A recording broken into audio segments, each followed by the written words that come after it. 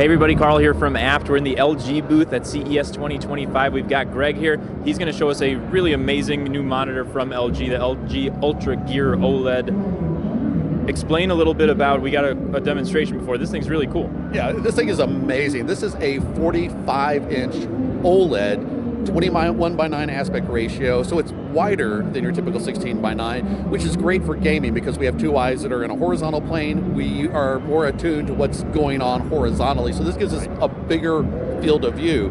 But what's unique about this, number one, is it's a 10 million pixel display. It's got 5K by 2K resolution, so folks out there definitely want to look at this.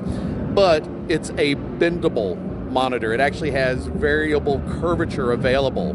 So as you can see it now, we have it in the curve mode, but at the touch of a button, we can now make it flat. And you can put it in increments of 20 different steps from completely flat to a 900R radius curvature, which is pretty tight for a monitor out there. I would say so. So now, as far as the hertz go, the speed of the monitor, what are we looking at? Well, it depends. Do you want resolution or do you want speed, or a balance of both? And what's cool about this with that 5K, 2K resolution, and it has DisplayPort 2.1, which allows us to deliver a lot more information to be able to go high resolution, high speed. We can run this at up to 165 hertz with that 10 million plus pixels on screen. But Carl, I know you like speed as well. So we can do a trade-off. We can punch the dual mode monitor button and it'll switch over. It'll cut the input resolution in half horizontally and vertically, but then allows me to up the refresh rate to 330 if you have a gaming PC that can do that. So speed or resolution, but high speed with everything. That is one of the key things about LG's UltraGear OLED monitors. And now we were talking a little bit earlier about this one before we started rolling. You had mentioned, like, not just for gaming though. This is going to be for really anyone who can use this size monitor, is that? Right, so the beauty is you get high resolution, so you can put lots of documentation, you can work on things that if you're working on photos at high resolution, you really want to be able to see every pixel in that photo.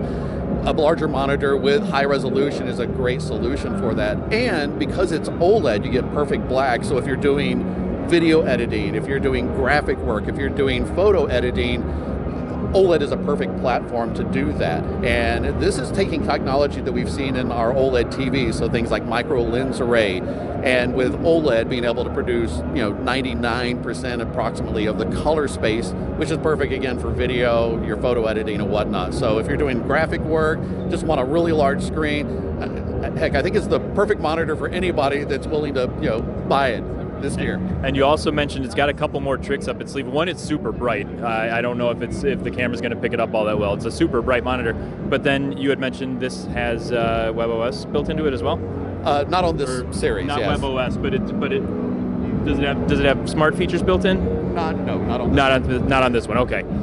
We do have some other monitors here that do have these smart features built in, so we're going to take a look at those too. So stay tuned. We've got a lot more coming up.